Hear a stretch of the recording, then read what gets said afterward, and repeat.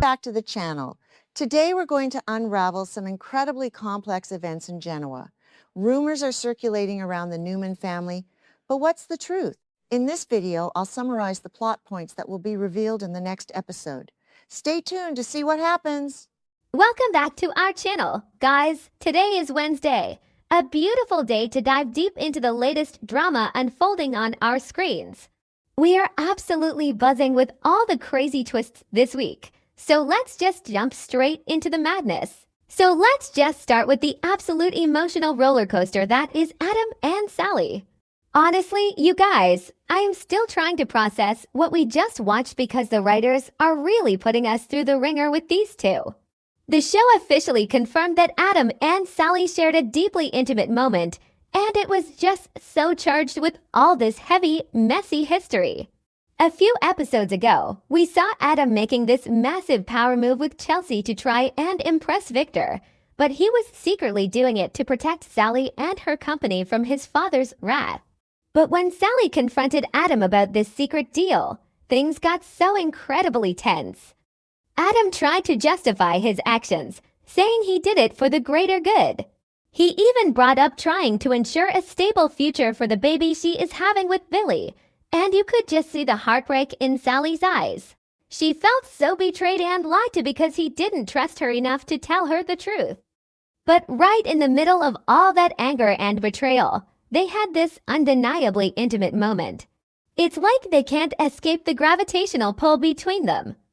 Even when they are fighting, even when Adam is doing the wrong things for the right reasons, that spark is just blinding. It makes you wonder how Billy is going to fit into all of this when the dust settles.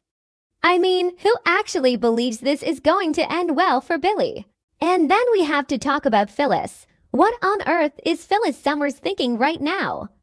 The user notes confirm that Phyllis is flat out refusing to let Matt Clark leave Genoa City. Yes, you heard that right. Phyllis is digging her heels in and trying to keep the most dangerous man in town from packing his bags.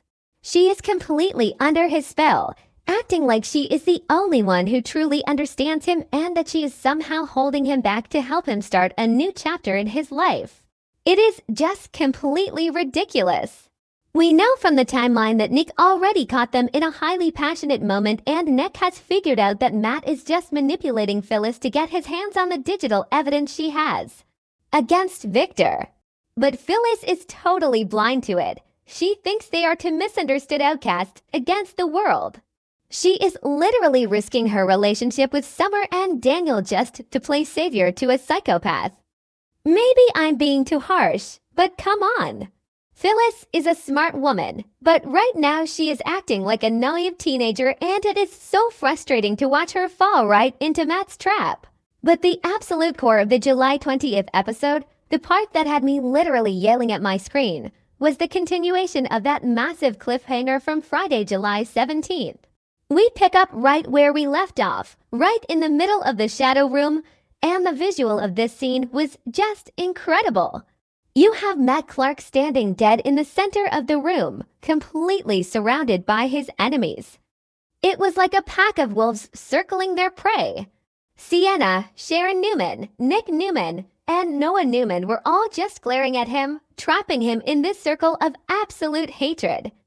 The tension was so thick you could cut it with a knife. It really felt like a horror movie standoff where you're just waiting for someone to snap and throw the first punch. And then Matt just drops this bomb. He announces, very dramatically, that he is finally ready to leave Genoa City for good. He just stood there looking at all of them and declared that he was done. He even joked with Noah, repeating once again that this entire group will never see him as anything other than a monster. He played the victim card so hard, it was almost laughable. Matt loves to act like he is this poor, misunderstood guy who is just trying to turn his life around, while everyone else is just bullying him. Noah, obviously, was not having any of it. Noah got super defensive and fired back, saying that they are not the bad guys in this situation. Noah is so fiercely protective of Sienna, especially in the Shadow Room, which is a replica of the club from Los Angeles where so much of their trauma happened.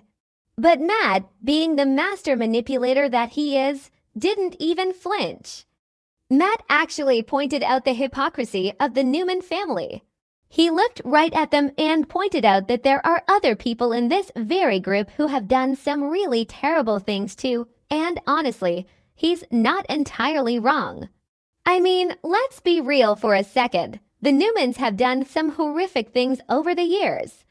Victor has kidnapped people. Adam has done unspeakable things. Nick has his own dark past. Matt throwing their own sins back in their faces was a brilliant, villainous move. It doesn't excuse what Matt has done, but it definitely hit a nerve. Then Noah doubled down and insisted that Matt was harassing Sienna when he walked in and caught them talking. Noah was practically shaking with rage, ready to defend Sienna's honor. But Matt just calmly brushed it off, saying he only wanted to talk to her. It's this constant gaslighting that Matt does so well. He makes you question what you actually saw. He makes Noah look like the crazy, hot-headed one, while Matt plays the calm, rational guy who is just trying to have a conversation. So then Nick steps up. Nick demands to know where Matt is planning to go if he actually leaves, and Matt just shrugs. He says he doesn't know where he's going. He just wants to build an honest life. An honest life? Can you believe this guy? Matt Clark wanting an honest life is the biggest joke of the century. Nick was staring at him with pure hatred, and you could tell Nick didn't believe a single word coming out of Matt's mouth. Nick knows that Matt is just blowing smoke, trying to lower their defenses so he can strike when they least expect it. And then came the funniest moment of the entire episode. Sharon, sweet, rational Sharon, actually offered to help Matt pack his bags. I literally laughed out loud when she said that. It was such a perfect, subtle dig. Sharon has been through hell and back because of Matt, including being held hostage and terrorized by him. So for her to just deadpan offer to help him pack his bags so he can get the hell out of their lives faster was just iconic. It was a short punch, a perfect little fragment of dialogue. But Matt wasn't done playing his games. He reminded everyone in the room that he still has an unfinished loyalty test with Victor Newman. He noted that Victor might not be very happy if he just packed up and left town without completing his mission. This was Matt's way of reminding them that he is still under Victor's protection, tying himself to the most powerful man in town to keep Nick and Noah from just killing him right there on the spot. But Nick wasn't intimidated. Nick immediately shut that down and reassured Matt that he can handle his father. Nick basically told Matt not to use Victor as an excuse, because Nick will deal with Victor himself. Before Matt finally walked out, he turned to Sienna. He asked her point blank if she was okay with him leaving. It was such a manipulative move, trying to pull on whatever lingering emotional strings he thinks he still has with her. And Sienna, looking so vulnerable but trying to be strong, just looked at him and said that it would be best for everyone if he left. She didn't give him the emotional reaction he wanted. She just gave him a cold, hard truth, and with that, Matt finally turned around and walked out of the shadow room. But of course, the drama didn't stop when Matt left. As soon as the door closed, Sienna turned to the group and dropped another bombshell.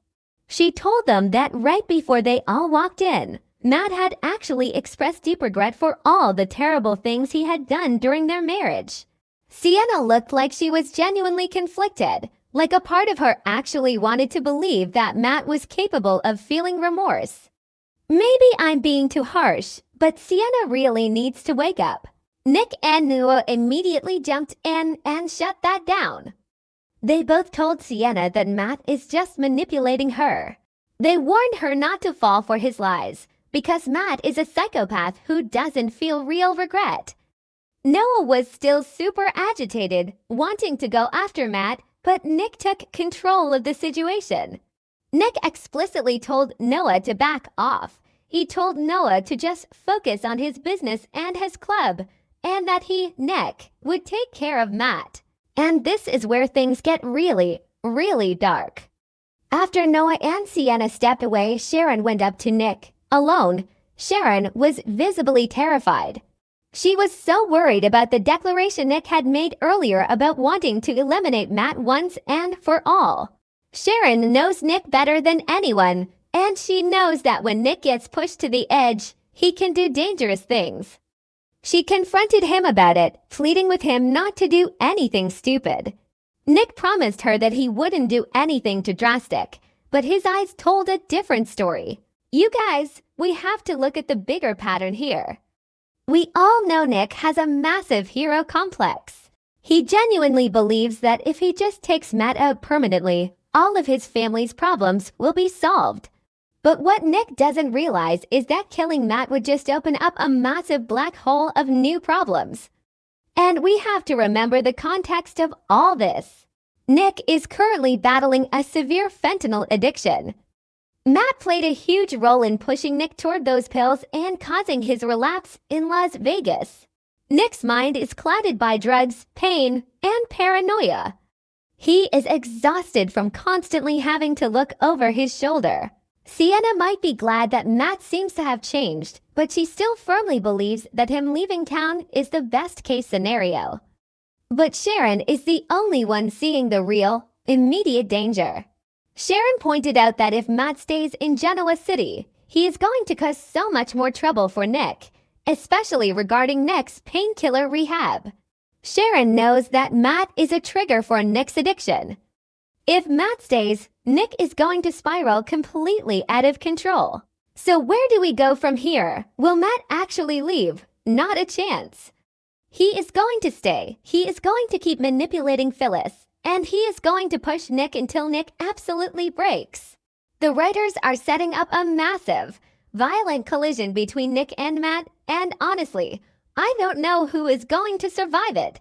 I am so tired of seeing Nick suffer, but at the same time, this storyline is absolutely gripping. Let's just hope Sharon can pull Nick back from the ledge before he does something he can never undo. What do you guys think? Let me know in the comments, and I'll see you next time.